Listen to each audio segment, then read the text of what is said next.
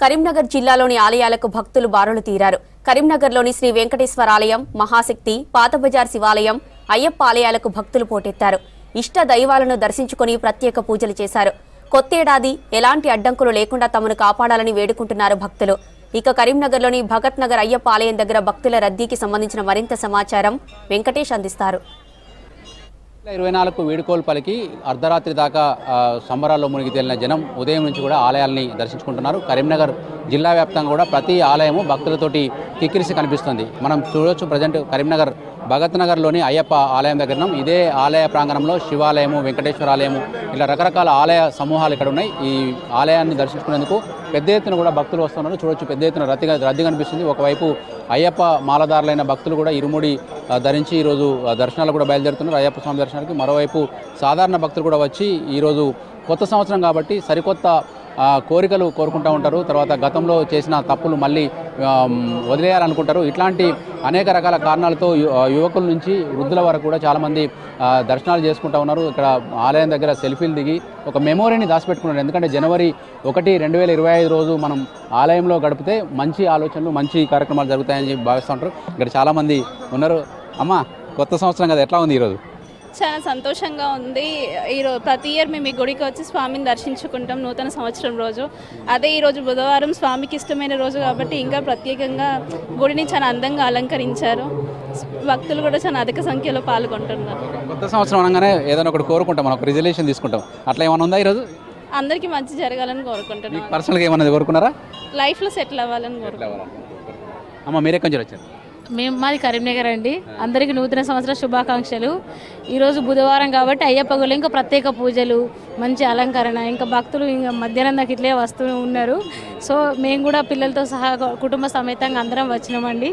చాలా సంతోషంగా ఉంది. ప్రతి సంవత్సరం ఇలాగే వస్తూ ఉంటాం. ఏం కోరుకున్నారు మేడం? ఈ సంవత్సరం ఎట్లా ఉండాలని కోరుకున్నారు? ఎట్లా ఉండాలేం లేదు, ఒక ఇల్లు స్టార్ట్ చేసినాం. మేము మంచిగా అందరూ సెటిల్ కావాలని కోరుకున్నాం. ఇల్లు పూర్తి కావాలని కోరుకున్నాం. అవును.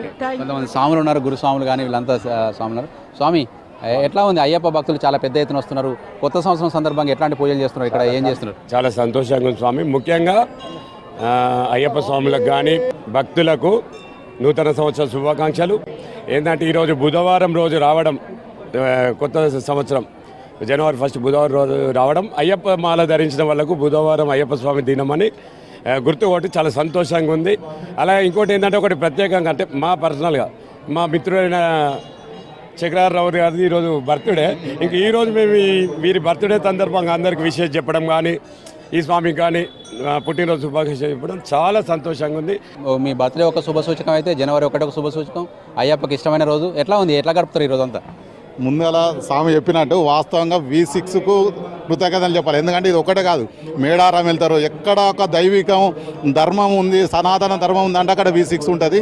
ముందుగా V6కు శుభాకాంక్షలు చెప్పుతూ అందరికి మంచి జరగాలని కోరుకుంటూ, ఈ యొక్క కల్చరు నూతన సంవత్సరానికి టెంపుల్కి రావాలి, దేవుని ఆశీస్సులు తీసుకోవాలనే కల్చర్ అందరిలో రావాలి, సనాతన ధర్మం పెరగాలనే ఉద్దేశంతో, దేవుడు ఉంటేనే మనం ఉన్నాం, అందరికీ మంచి జరగాలనే ఉద్దేశంతోనే దేవునికి అత్తున్నాం. ఈ సంవత్సరం అంటే గత 24 సంవత్సరం కూడా లాస్ట్ చివరి రోజు 31 నాడు కూడా హరిహర క్షేత్ర అయ్యప్ప స్వామి దేవాలయంలో ఎన్నో పూజలు చేసాం. చివరిగా 24 వేడుకలు కూడా ఘనంగా అలంకరణ ఏర్పడి పూజా కార్యక్రమం చేసాము. భక్తులు అధిక సంఖ్యలో తిరిగి ఈరోజు నూతన సంవత్సరం, ఆంగ్ల నూతన సంవత్సరం 2020 భక్తులు ఉదాహరణ కాబట్టి తండోపతండపలో పొద్దున ఉదయంకి వెళ్ళి కూడా భక్తులు స్వాములు వచ్చి వారి మనసులో స్వామిని దర్శించుకొని నూతన సంవత్సరం మరి స్వామిని కోరుకొని వాళ్ళ సంవత్సరం అంతా బాగుండాలి, కుటుంబం బాగుండాలి, అందరు బాగుండాలి వారి మొక్కులు తీసుకుంటూ మరియు స్వామిని దర్శించుకున్నారు. సమస్త మానవారి సుఖంగా ఉండాలని హరిహర సుధన అయ్యప్ప స్వామి పెట్టుకున్నారు. స్వామి 31 సందర్భంగా ఏమైనా పూజలు చేసారు స్వామి? రాత్రి స్వామి రాత్రి కూడా మహాపడి పూజ ఘనంగా నిర్వహించి కరెక్ట్ 12 గంటలకు ఆరతి ఇచ్చేసి అందరు సుఖ సంతోషం ఉండాలి, కానీ యావత్ ప్రపంచం ఉండాలి, మంచిగా ఉండాలని, మరి ఎలాంటి ఆటంకాలు లేకుండా, ఎలాంటి అనారోగ్యం ఉండకుండా మరి అందరికి సుఖ సంతోషం ఉండాలి కూడా రాత్రి 12 గంటలకు మహాఆరతి ఇచ్చేసి భక్తులందరికీ కూడా ఇక్కడ పడి పూజ భజన కార్యక్రమం ఏర్పరిచి అది అల్పారం కూడా ఏర్పాటు చేశారు. హరిహర క్షేత్రం భగత్ నగర్ అయ్యప్ప దేవాలయం ప్రప్రథమంగా కరీంనగర్లో మొట్టమొదటిగా ఇది నిర్మాణం చేసినటువంటి దేవాలయం.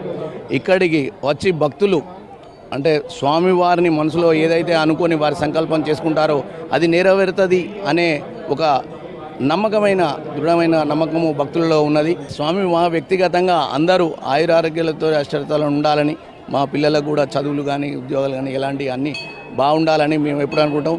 ఇట్టి కార్యక్రమంలో భక్తులు పెద్ద సంఖ్యలో పాల్గొని ఆ అయ్యప్ప స్వామి తీర్థప్రసాదాలు స్వీకరించి స్వామి కృపకు పాత్రలు కావాలని కోరుకున్నాం. కొత్త సంవత్సరం అనగానే రకరకాల కోరికలతోటి ఆలయానికి వస్తూ ఉంటారు. ఇప్పుడు దాకా మనం మాట్లాడించిన అయ్యప్ప స్వాములు కావచ్చు, సాధారణ భక్తులు కావచ్చు, రాత్రి సెలబ్రేషన్స్లో పాల్గొనడంతో పాటు ఈ ఉదయం వచ్చి దేవుణ్ణి దర్శించుకొని తమ మనసులో ఉన్న కోరికలు నెరవేరాలని కోరుకున్నారు. చాలామంది గతంలో కొన్ని చేసిన తప్పులను విడనాడి కొత్త మంచి అలవాట్లను అలవర్చుకోవాలని చెప్పి కోరుకుంటున్నట్టు చెప్తున్నారు. కెమెరామెన్ కవికుమార్తో వెంకటేష్, V6 న్యూస్, కరీంనగర్ భగత్ నగర్ అయ్యప్ప ఆలయం నుంచి.